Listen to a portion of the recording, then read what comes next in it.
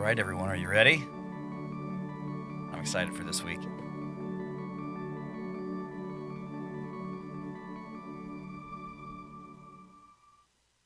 All right, what's up, everybody? Welcome in. Grateful to see you all.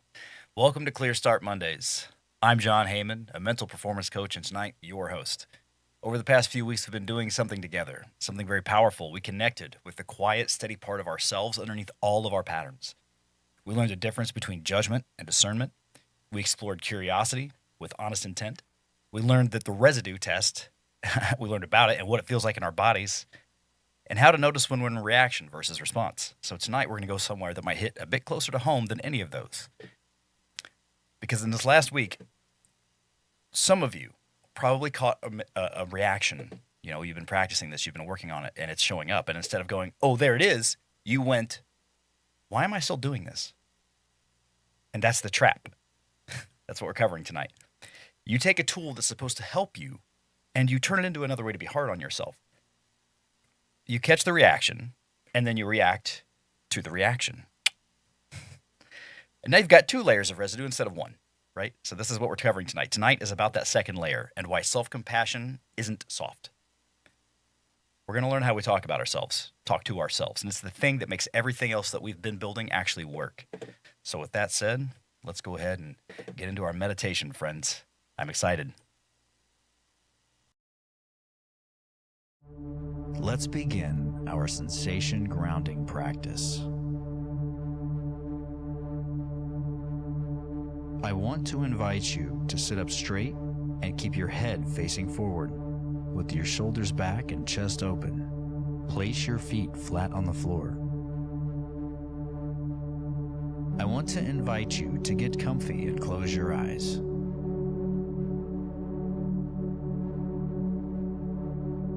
Let the sounds you are hearing arrive in your ears.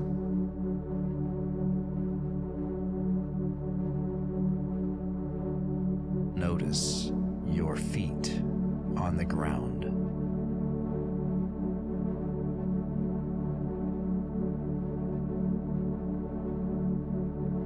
Bring your awareness to all of the physical contact points your feet have in this moment.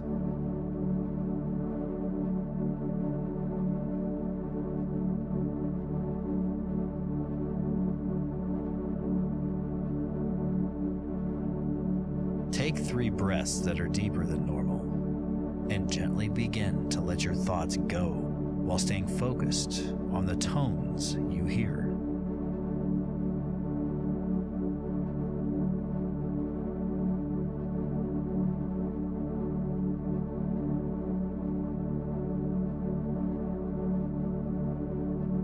I want to invite you to begin to notice the different textures of the tone that is playing in the background.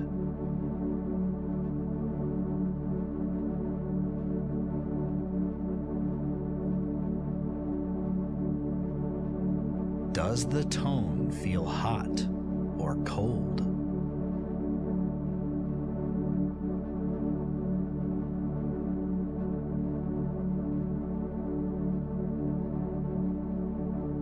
What color does the tone sound like to you?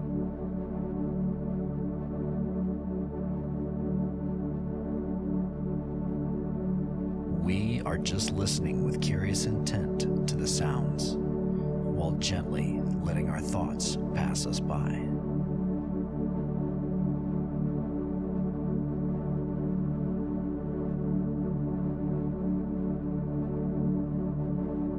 Notice the new sound.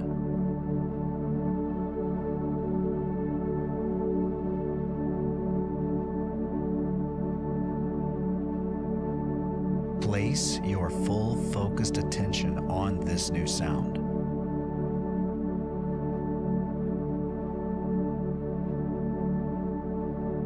Notice how warm it is.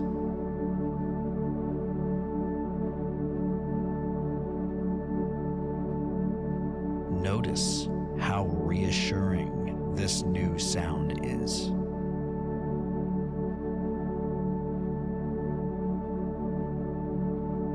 Are you holding on to any physical tension or stress right now?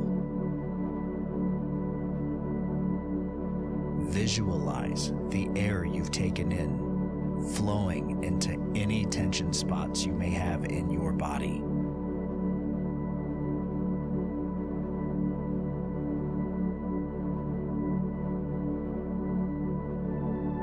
Take a breath for a count of 4 and hold it at the top for a count of 7.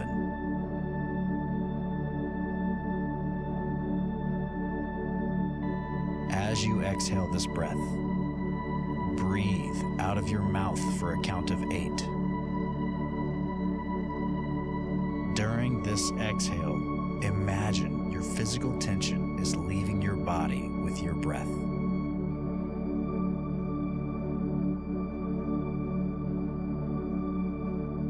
Notice the temperature of the air as it escapes your lips.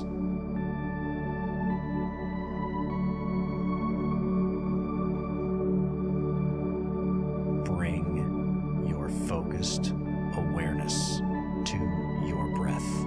Do this as many times as you need.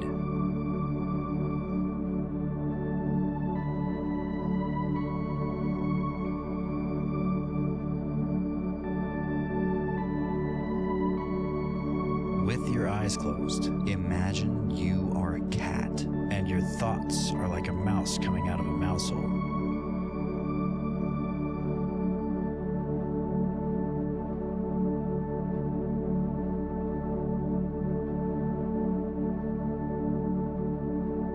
Have you ever tried to catch a thought?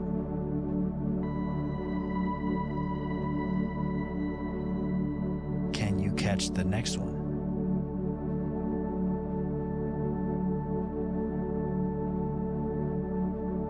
When you catch one, imagine just noticing it. We give this thought no other energy than to notice it.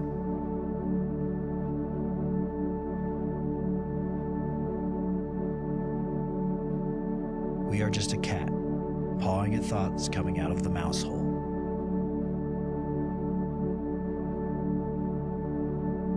Begin to realize that you are the presence behind the thoughts.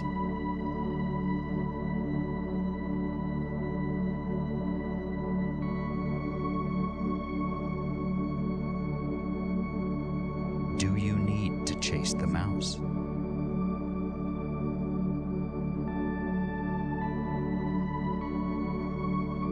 Just breathe. In for 4. Hold for 7.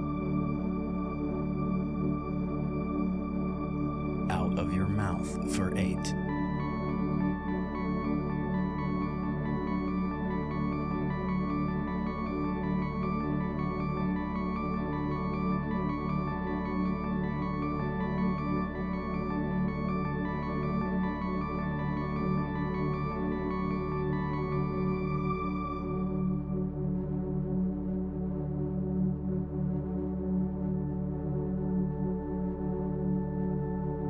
Just breathe.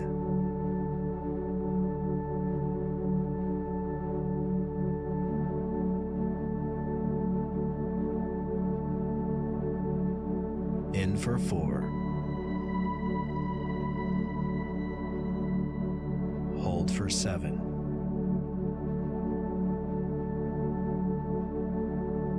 Out of your mouth for 8.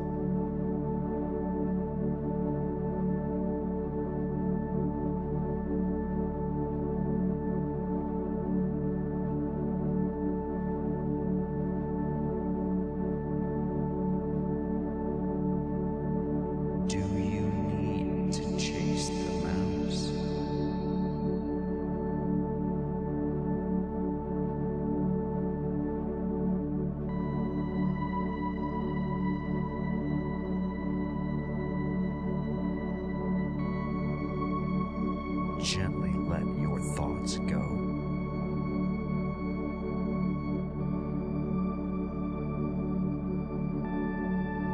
Notice a sense of overwhelming calm and peace has begun to envelop you.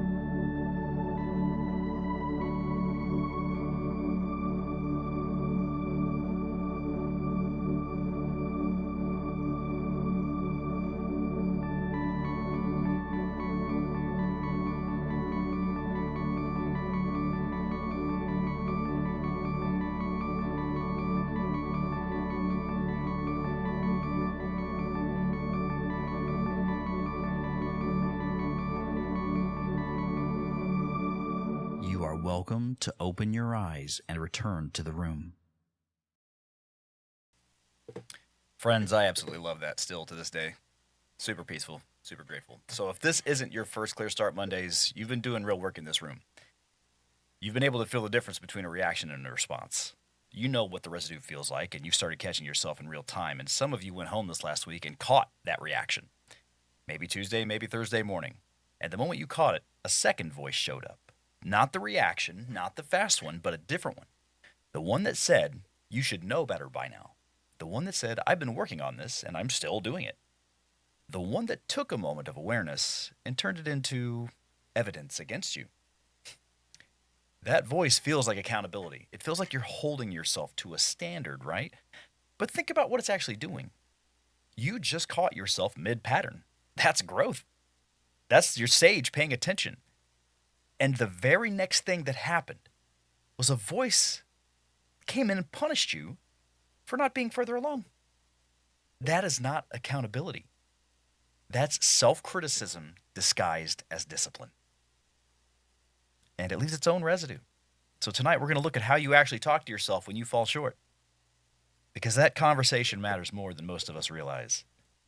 So go ahead and grab something to write with, and remember, we're looking for the honest answer, not the correct answer.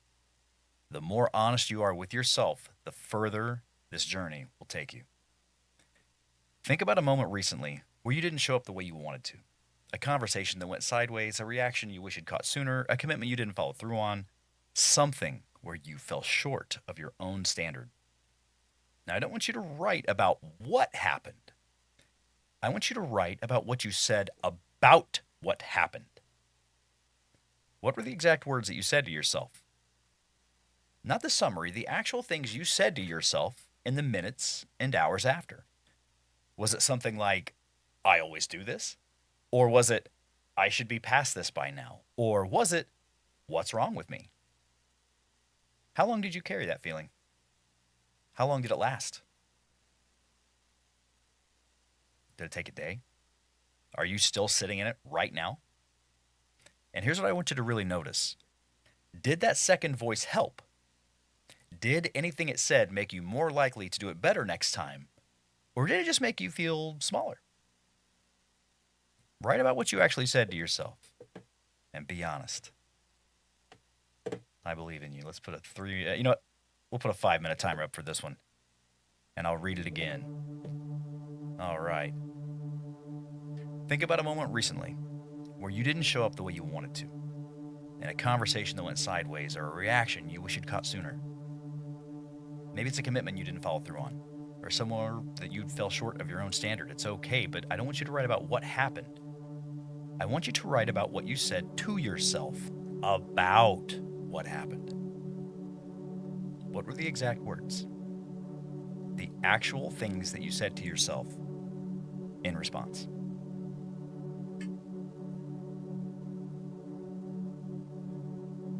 Whatever comes up.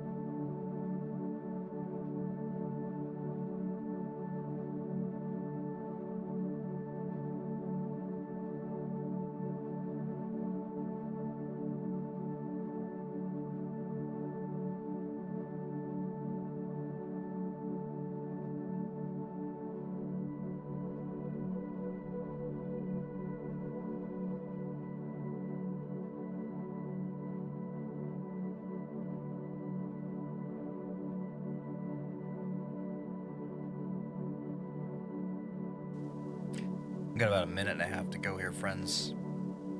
Just think about what you said to yourself. And if you caught the first thing, what did the second voice say? Let's write it down.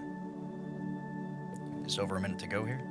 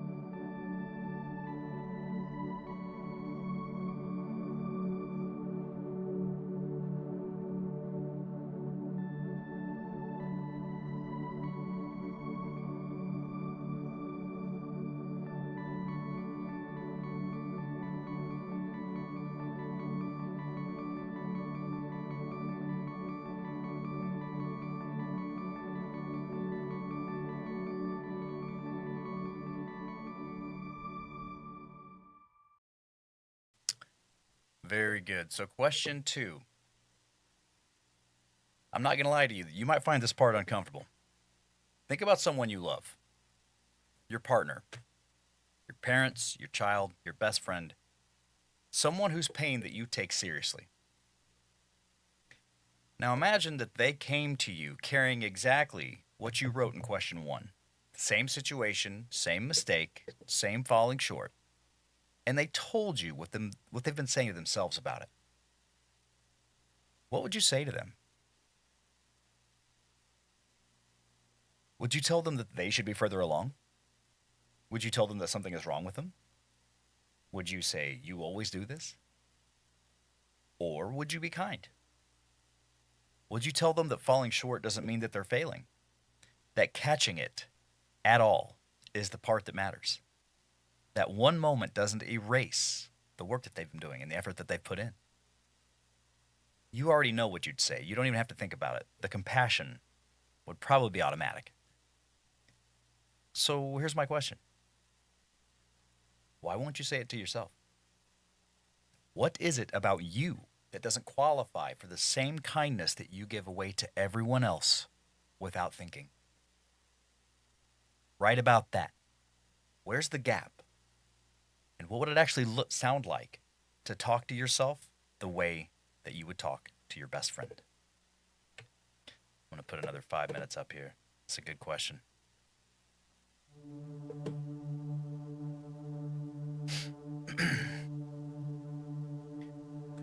Think about someone whose pain you take seriously. And just imagine that they've came to you with exactly what you wrote on this first page. And they said the exact same things to themselves that you said about you. What would you say to them?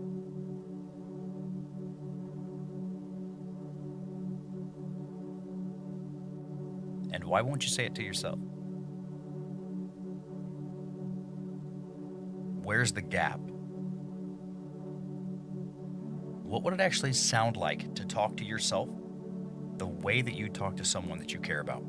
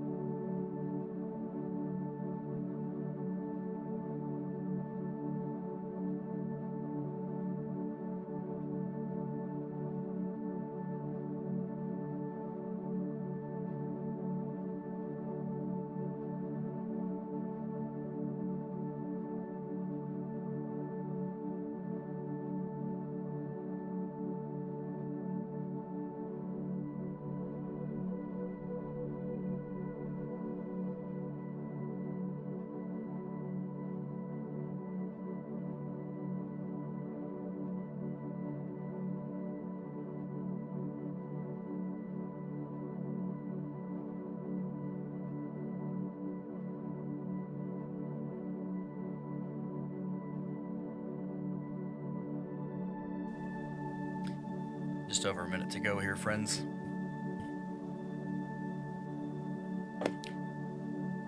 What would you say to someone that you care about if they were having a struggle? Would you be kind? Or would you smack them in the face with their struggle and tell them to toughen up? Which one do you think is more beneficial, right? You already know what you'd say. You don't have to think about it. So what's stopping you from saying it to yourself? What's the gap between showing up like that for them and showing up like that for yourself?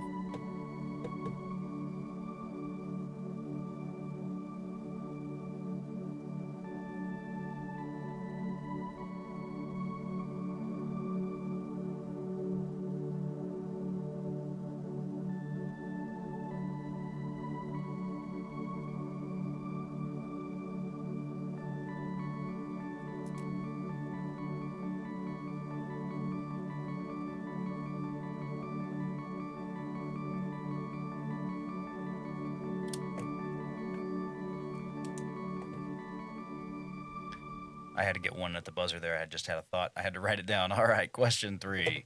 Let's see here. Go ahead and switch to the primary scene. Perfect. So look at what you wrote in question 2.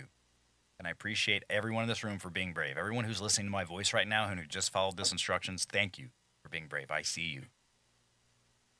Hopefully you found the gap. You saw that you'd give compassion to someone you love without thinking about it. And you saw that you won't give it to yourself. And you even wrote about why you won't give it to yourself. I want you to look at that why. Whatever reason you wrote down for why you don't deserve the same kindness, that's not a fact about you. That's a belief.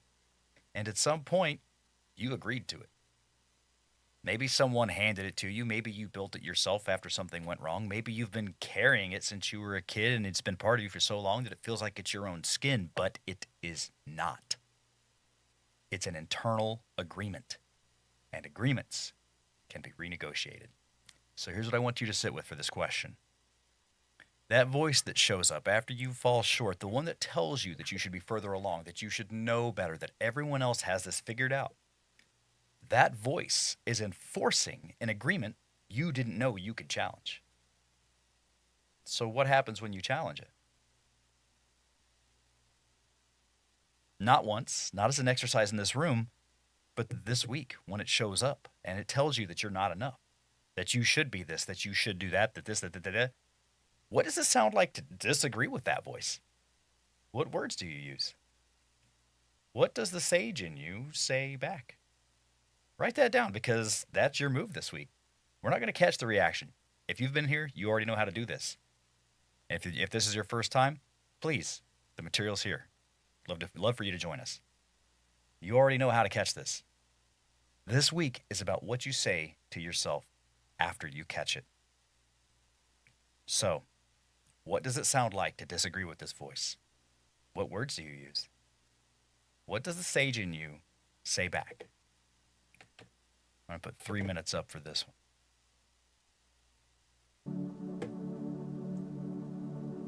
This is going to be so good. The voice that shows up after you fall short is not you. It's enforcing an agreement that you don't even realize that you're holding. So what happens when you challenge that agreement that you're holding? What does it sound like to disagree with it? What words do you use? What does that sage in you, what does it say back? Excited to hear from you.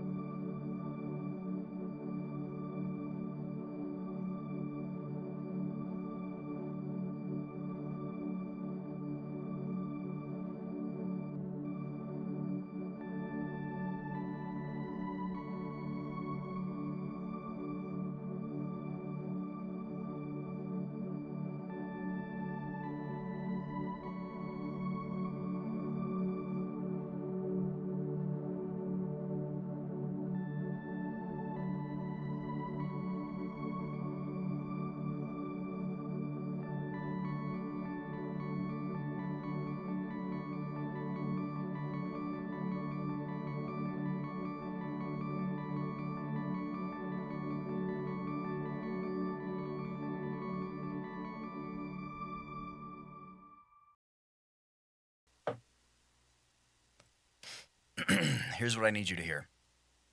Self-compassion is the most misunderstood concept inside of the personal growth sphere. People hear it and think that it means going easy on yourself, lowering the bar, making excuses, but it's the opposite. Self-compassion is what it takes to notice that you fell short, feel the weight of that, honestly, and then choose not to make it worse by beating yourself up about it. That takes more strength than self-criticism ever did or ever will. Self-criticism is automatic.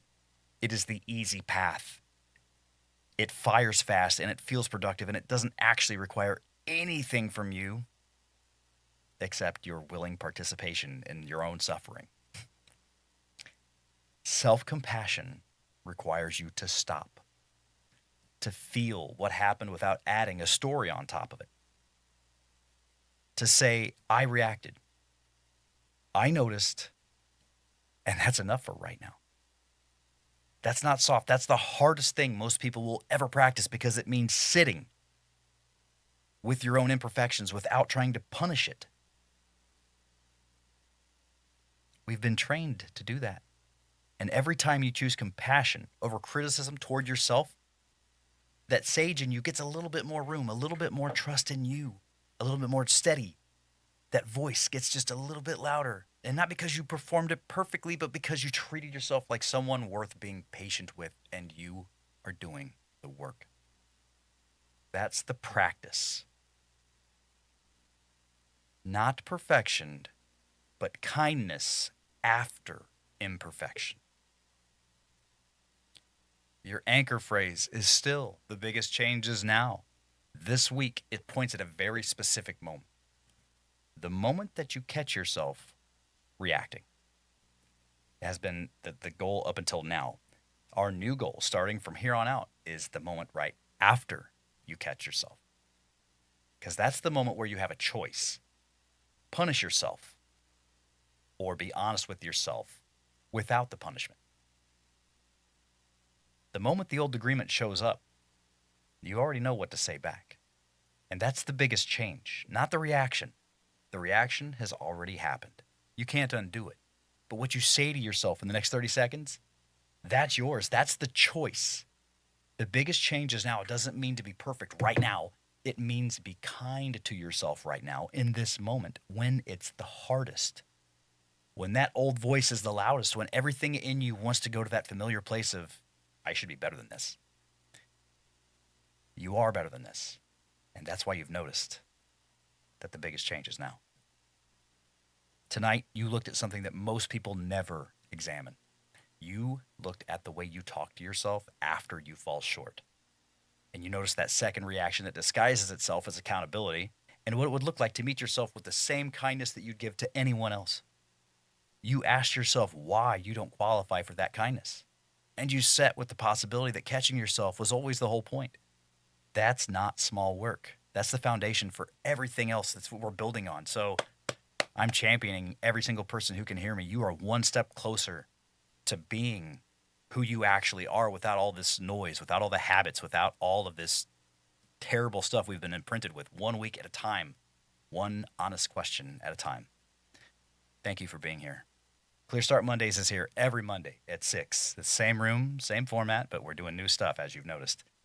If you want to understand exactly which patterns have been driving that self-critical voice, the Saboteur Assessment at rvscoaching.com/saboteur.